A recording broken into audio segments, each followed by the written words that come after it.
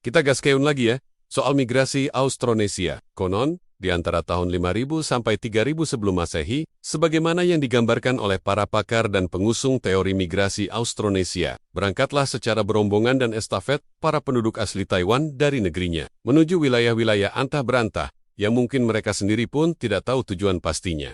Karena yang penting bisa survive dan selamat dari segala ancaman yang ada di negerinya, yang alasannya bisa disebabkan oleh terjadinya bencana alam, perebutan kekuasaan, kelaparan, wabah penyakit, kekeringan, atau bis jadi dikejar gerombolan debt collector. Semua argumen tadi disampaikan oleh para ahli dalam spektrum keilmuan yang sepenuhnya spekulatif. Mengapa saya sebut spekulatif? Karena mereka tidak pernah bisa menyebutkan secara definitif alasan sebenarnya dari proses eksodus besar-besaran tersebut. Lanjut. Dengan menggunakan perahu-perahu seadanya sambil menyerahkan nasibnya kepada alam dan kesemestaan manusia perahu yang hanyut ke selatan akan tiba di Indonesia, Australia atau Selandia Baru, sementara yang terapung-apung dan terombang-ambing ke arah timur, membentuk koloni-koloni baru di sepanjang Kepulauan Pasifik, dan melakukan penyebaran secara sistemik, dan yang kemudian dilanjutkan dengan mendirikan serta membangun pemukiman-pemukiman awal yang nyaris merata di sepanjang wilayah Asia Tenggara hingga ke ujung Pasifik. Begitu kata mereka. Logiskah? Nyatakah? Sama sekali tidak. Itu hanya sebuah konstruksi manipulatif dari model kesejarahan yang dibuat secara masif dan yang diakhiri dengan lahirnya konsensus kesejarahan bersama, yaitu kesepakat. Dengan kata lain, merekalah yang melogiskan dan membuat segalanya seolah-olah faktual. Dengan cara apa? Melalui ratusan dan bahkan sampai ribuan proyek penelitian yang sudah mulai gencar dilakukan pihak Barat sejak abad ke-19. Riset itu diawali dengan isu kesamaan dan persebaran linguistik, antropologi, paleobotani, geologi, kemaritiman, persoalan-persoalan lingkungan hidup, sampai kepada masalah geopolitik regional. Semua itu hanya delusif, dan bahkan tidak ada yang nyata bukan pada riset-riset keilmuannya masing-masing. Seperti etnobotani, geologi, antropologi, dan kemaritiman tadi, melainkan pada klaim-klaim sejarah migrasi Austronesianya, yang atas dasar itu menjadikan terminologi Austronesia dapat bertindak sebagai entitas yang mewakili sosok-sosok manusia, etnis dan bangsa dalam aplikasi pengomunikasiannya yang dibiasakan kepada publik internasional secara generatif. Sehingga pada beberapa dekade kemudian, trademark Austronesia berlaku legitimate untuk disematkan pada wujud apapun secara general. Lalu, apalagi argumennya? Berikut ini alasannya. Lautan terbesar ketiga di dunia adalah salah satu laut yang paling berisiko bagi kapal untuk bernavigasi. Samudra Hindia mencatat sekitar 150 kapal karam. Pemanasan global telah berdampak pada samudra dan lautan. Namun, Samudra Hindia memanas lebih cepat dibandingkan dengan Laut Arab di mana Samudra Hindia bagian tenggara menjadi titik panasnya. Pandangan ini sebelumnya sudah dipatenkan pertama kali oleh Alexander George Finlay, seorang ahli geografi dan hidrografer dari Inggris, yang kemampuannya dalam mengenalkan laut-laut internasional kepada para pelaut sudah diakui dunia. Pada waktu itu di mana ia melukiskan situasi Samudra Hindia sebagai berikut. Lautan ini memiliki sistem angin dan arus yang jauh lebih rumit dan sulit dibandingkan dengan wilayah lain di dunia, sehingga masih menjadi masalah bagi para pelaut Inggris untuk mengetahui, antara lain, apakah mereka benar-benar menghadapi siklon atau angin kencang, atau gelombang atmosfer. Mereka juga harus menghadapi monsun barat daya, fenomena luar biasa dan yang merupakan salah satu manifestasi paling hebat dari kekuatan angin yang dapat terjadi di belahan dunia manapun. Samudra Hindia bagian utara mengalami siklon yang lebih dahsyat, dengan kecepatan angin lebih dari 168 km jam dan current hujan tinggi, yang mengakibatkan gelombang tinggi dan gelombang laut yang ganas, sehingga berdampak pada kapal-kapal bermuatan kargo. Sudah jelas? Belum. Baik, saya jelaskan. Jadi begini. Pandangan George Finlay tadi akan coba kita analisis bersama, di mana rata-rata kapal AIC Inggris atau VO di Belanda berukuran panjang 45-60 meter, lebar 14-16 meter, dan tinggi 6-8 meter, yang didukung oleh sistem navigasi cukup modern di masa itu, mengalami kesulitan hebat saat melintasi jalur maut Samudra Hindia, sehingga kapal-kapalnya banyak yang karam. Bandingkan dengan kapal-kapal Austronesia yang panjangnya cuma 6-8 meter, lebar maksimal 6 meter, tinggi 1 meter, dan yang hanya didukung oleh 2 layar. Pokoknya, cuma lebih sedikit besar dari kapalnya Moana. Jadi kalau dianalogikan, itu seperti puntung rokok yang hanyut di Sungai Ciliwung. Berikut saya gambarkan juga teori halu, yang penuh omong kosong, tentang ekspansi gerombolan penutur bahasa Austronesia. Ya, Dengan model perahu rakit tadi, Anda semua bisa membayangkan bagaimana perjuangan para pengusung teori migrasi Austronesia yang dengan kapal-kapal kecil nan ringkihnya harus dinarasikan dengan intonasi heroisme yang membabi buta dan mengada-ada. Para pelaut Nusantara hebat. Mereka menguasai ilmu perbintangan dan navigasi nenek moyang kita menaklukkan gelombang dan badai samudra. Oke, para leluhur pelaut kita memang perkasa. Kisah itu memang benar, tapi apa yang bisa diimajinasikan dari kapal-kapal mini seperti perahu Moana itu, yang tentunya sudah terbalik ketika dihajar gelombang kecil atau diseruduk oleh hiu-hiu yang mungkin sedang gabut. Dan atau paus-paus yang lagi tantrum, apa dipikirnya kapal sekecil itu bisa meliuk-liuk di dalam gelombang seperti ini? Ayolah, yang benar saja. Tapi, seperti metafora atau adagium, tentang sebuah kebohongan yang dilakukan secara terus-menerus, yang kemudian menjadi kebenaran. Itulah identitas sesungguhnya dari teori migrasi dan ekspansi Austronesia. 11 tahun kami melakukan riset tentang peradaban awal Indonesia. Selama itu pula kami mengalami situasi distractions atau kebingungan yang kerap membuat frustrasi oleh terminologi tersebut. Baik, kita teruskan program pengulitan ini. Kami membaca cukup banyak tulisan dari para pakar dan spesialis dunia Austronesia, seperti Elisabeth Brill, Dr. Steve Queckenbush, Jeremiah James, Waruno M., Tom Hugervorst, Roger Blench, Piri Sila Tripati, Truman Simanjuntak, Robert Blush, Jen Huading, dan tentu saja kajian Peter Bellwood menjadi yang paling utama, The Godfather. Mereka semua adalah sebagian kecil dari pakar Austronesia lain yang fokus dengan kajian, serta penelitiannya yang tak kenal lelah dan terus-menerus. Seperti wawasan Pardagyptolog dan ahli Yunani kuno Mesopotamia atau Romawi, para pakar Austronesia pun bergulat dengan keilmuannya masing-masing untuk saling menguatkan, serta menjembatani kajiannya satu sama lain kepada lingkungan Austronesia yang semakin melebar dan meluas hingga bisa merambah ke lingkup geografis antar benua. Perluasan tersebut bisa dimaklumi mengingat Austronesia yang pada awalnya hanya berada di ruang lingkup linguistik, ternyata mempunyai wilayah pengaruh atau sphere of influence sangat bebas, yang terbentang dari Afrika Barat hingga ujung Pasifik. Jika tidak berpatokan pada perspektif keaustronesiaan,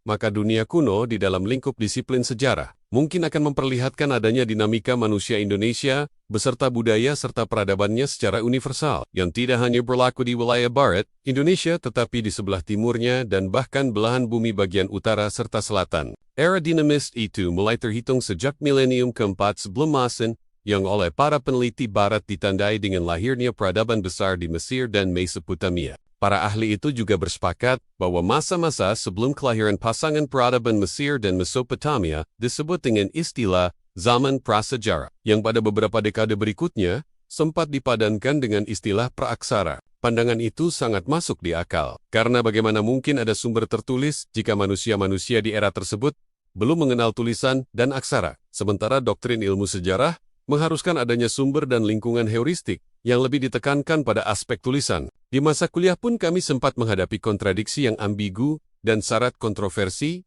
dalam hal itu. Sebelum kemudian keterpisahan yang saling membedakan itu ditegaskan secara definitif, bahwa era praksar bukanlah era prasejarah, dan atau vice versa. Dalam kultur ilmu sejarah, manusia beserta segala peristiwa dan ketokohannya adalah satu-satunya sosok pembentuk sejarah, karena hewan dan tumbuhan tidak mempunyai sejarah. Demikian pula halnya dengan bumi dan konteks antariksanya, di mana pergerakan, siklus, pergeseran, kecenderungan-kecenderungan baru dan setiap perubahan yang dapat diamati dan ditulis, tidak bisa dipakai untuk memproses kelahiran catatan sejarah baru. Bagaimana jika tidak bisa diamati? Banyak jalan menuju cahaya dan banyak cara untuk bersejarah. Jika sebuah objek tidak bisa diamati secara langsung, kita bisa mempelajari indikator serta fenomena yang mempengaruhi dan dipengaruhinya. Kita pun bisa mengobservasi lingkungan terdekat beserta ekosistemnya, agar dapat memunculkan figur imajiner dari manifestasi sesungguhnya. Contohnya seperti rempah-rempah, yang dengan dinamika globalnya mampu menginspirasi bagi lahirnya berbagai konteks peristiwa yang memiliki nilai-nilai sejarah. Dengan kata lain, kami ingin menyampaikan bahwa improvisasi terhadap sejarah yang lentur jauh lebih baik dari sejarah formal kaku yang dibuat berdasarkan proyeksi-proyeksi kepentingan. Kami sudah melihat teori-teori Austronesia di dalam praktek aktualnya yang sudah memberi banyak keuntungan kepada mereka yang mengorganisir dan mengelolanya secara profesional. Namun kami pun sudah merasakan sendiri kesengsaraan yang dialami ketika berkali-kali gagal mengakses dinamika dunia kuno ketika harus melibatkan paradigma keaustronesiaan. Memang sangat sulit untuk mengubah mindset siapapun yang di dalam pikirannya sudah tersimpan memori romantisme tentang kapal-kapal kita yang konon mampu menghadapi badai atau gelombang seperti layaknya seorang peselancar profesional yang meliuk-liuk saat berupaya menghindari kejaran ombak yang memburunya di belakang dan dari atas. Kami kesulitan dengan analogi seperti itu, mengingat gambaran yang tidak sesuai dengan realitas teks yang ada. Teks-teks mengenai kapal-kapal besar yang ditulis oleh orang-orang yang hidup di era kuno, tapi belum tentu yang dimaksud dalam teks-teks itu tentang kita. Memang tidak ada tablet atau papirus yang secara definitif menunjuk kita sebagai entitas yang dimaksud, meskipun tidak juga kepada pihak lain. Tapi kita tentu saja tidak akan melakukan sebuah klaim, manakala catatan yang ada menunjuk langsung kepada sebuah entitas kebangsaan, atau sesuatu yang berasal dari sebuah negeri tertentu. Komoditas atau jenis barangnya, seperti misalnya mengklaim hewan panda sebagai hewan endemik kita. Itu, kenana, tetapi kita harus segera mengacungkan tangan ketika segala sesuatu yang dinyatakan oleh teks-teks kuno tersebut seolah menunjuk kepada jati diri kita. Tetap saja, itu belum dapat dipastikan. Benar, memang tidak ada satu pihak pun yang memastikan soal itu sebelumnya. Tapi kita bisa mengajukan argumen atau keberatan ketika indikator-indikator yang ada ternyata lebih mengarah kepada manifestasi diri kita dibandingkan dengan negara-negara lain. Dalam konteks tanaman-tanaman dan hewan-hewan endemik kita mengungguli negara-negara lain. Begitu juga dalam hal pertambangan seperti timah, tembaga, batu bara dan emas, yang sekali lagi secara kontekstual, lebih konkret dan logis untuk berada di sana. Akan menjadi sebuah sensasi besar jika ada peneliti-peneliti yang menunjuk rotan atau kayu cendana sebagai sesuatu yang berasal dari Amerika, Rusia, Uruguay, Finlandia, Jazirah Arab, dan Antartika. Atau, adakah para pembaca yang ingin menganulir dan menggugat pernyataan ini? Bukan hal yang mudah untuk bisa meyakinkan publik dunia. Benar sekali. Karena bangsa sendiri saja belum tentu mau menerima dan mendukung hipotesis ini. Tapi kalau untuk mengkritisi atau meremehkan,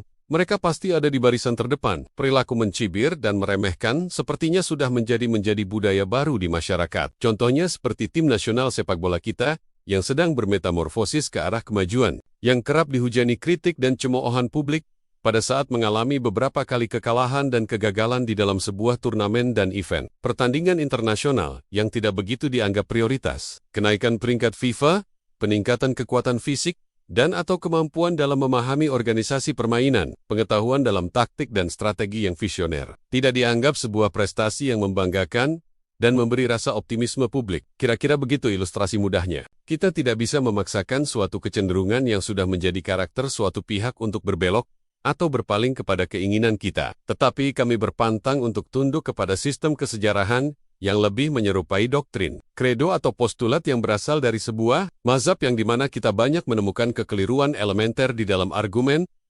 keilmiahan sosialnya. Istilah Austronesia saat ini sudah menjadi sebuah paradigma dan juga grand theory tentang sebuah kawasan imajiner ilmiah yang wilayah-wilayah nyata dan konkretnya terentang dari Afrika Barat, menyusuri Samudra Hindia, lalu melintasi Kepulauan Indonesia hingga mencapai Pulau Paskah di ujung Cakrawala Pasifik. Ia bukan lagi sebuah terminologi tunggal yang hanya mengkaji persoalan kebahasaan belaka, karena konsep perluasan dan sekaligus perluasan konsepnya sudah meliputi aspek-aspek yang menembus disiplin paleontologi, geologi, kemaritiman, geografi, botani, perdagangan purba, genetika, dan bahkan arkeologi, yang boleh jadi tidak lagi sekedar model. Pendekatan interdisiplin atau multidisiplin keilmuan, melainkan sebuah kerancuan ilmiah. Ya karena pada saat ini banyak para ahli dunia kuno yang kerap memakai istilah-istilah seperti kapal Austronesia, pelaut Austronesia, manusia Austronesia, atau yang lebih parah, budaya pra-Austronesia, untuk menyebut entitas orang-orang pribumi kita sebelum kedatangan para pendatang dari Taiwan. Berdasarkan simplifikasi yang serba apa adanya terhadap teori, serta gagasan dari tokoh-tokoh utamanya, mereka mencoba membangun sebuah gugusan kewilayahan besar yang maha luas, dengan segala latar belakangnya yang kompleks.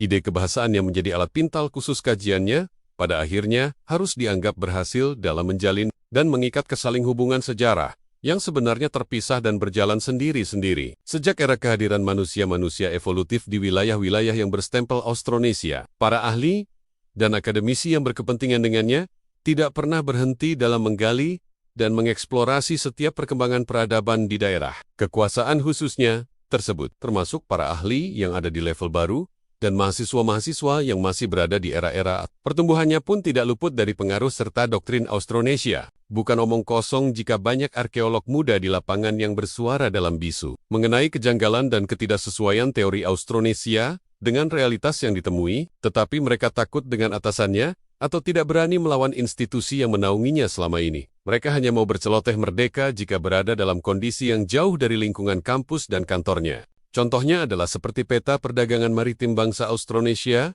Di kawasan Samudra Hindia ini, tidak ada yang salah dengan peta tersebut. Hanya memang jika dicermati lebih jauh, akan terlihat banyak bias yang dapat diidentifikasi, terutama jika menelisik mengenai konsep dan mekanisme dari perdagangan itu sendiri. Dan kritik yang paling signifikan dalam hal ini, tentu saja pada persoalan sarana transportasi pengangkutan. Dalam hal ini kapal-kapal kargo yang wajib ada dan menjadi entitas bisnis yang paling sibuk. Para penulis dan peneliti prasejarah Austronesia sejauh yang kami amati hanya membahas tentang kapal-kapal mini atau perahu-perahu yang berukuran agak besar. Model peradaban di bidang perkapalan dalam pandangan mereka seakan tidak mencitrakan tentang sebuah peradaban madya, apalagi besar. Memang benar, belum pernah ada temuan arkeologis mengenai kapal-kapal purba yang dianggap sudah berlayar di masa ribuan tahun sebelum Masehi, tetapi merepresentasikan masa-masa itu dengan perahu kapal atau kapal perahu berdimensi primitif adalah sebuah deskripsi yang fatalis.